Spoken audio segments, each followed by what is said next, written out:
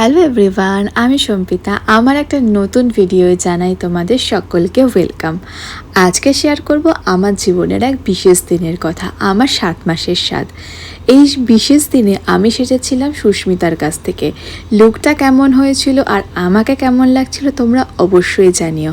আর সুস্মিতার contact ডিটেলসটা আমি share করলাম, তোমরাও চাইলে কিন্তু ওকে বুক করে নিতে পারো। আমার 7 মাসের স্বাদটা ছিল আমার শ্বশুরবাড়ির তরফ থেকে। আর আমাদের যেহেতু 12টার মধ্যে সব কিছু করার নিয়ম আছে, তাই তাড়াতাড়ি আমরা কিন্তু আমাদের যে রিচুয়ালগুলো সেগুলো স্টার্ট করে দিয়েছিলাম। প্রথমে বাবা, তারপর মা, মানে আমার শাশুড়ি মা, শ্বশুরমশাই আমাকে আশীর্বাদ করলেন এবং আশীর্বাদ করে কিন্তু শাশুড়ি মা শ্বশুরমশাই মিলে আমাকে একটা দারুণ গিফট উপহার করেছে। আর অনুষ্ঠানটা কিন্তু আমাদের কাছের কিছু আত্মীয় স্বজন এবং ঘরোয়াভাবেই কিন্তু আমরা অনুষ্ঠানটা করেছিলাম। আর সবারই আশীর্বাদ আর ভালোবাসায় কিন্তু আজকে আমার কোল আলোয় ভরে গেছে। তারপর আমার বাবা মা আমাকে আশীর্বাদ করলো। বাবা মা আশীর্বাদ করেও কিন্তু আমাকে একটা সুন্দর উপহার দিয়েছিল, তো সেটাও তোমাদের সাথে আমি শেয়ার করলাম।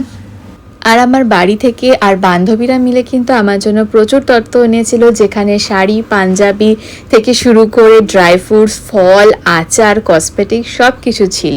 তারপর কিন্তু আমার বাকি বাড়ির সদস্যরা কিন্তু আমাকে একে একে আশীর্বাদ করলো। সেজো মা, ছোটো মা, মেজো মা, পিসিরা, আরও সবাই কিন্তু আমাকে মন ভরে সবাই আশীর্বাদ করলো।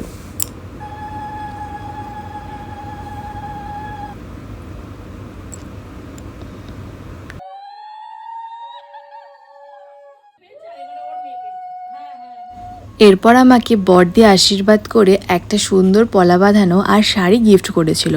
আর আমার আজকে বিশেষ দিনে পরার শাড়িটা, সেটা কিন্তু দিদিভাই আমাকে উপহার হিসেবে দিয়েছে।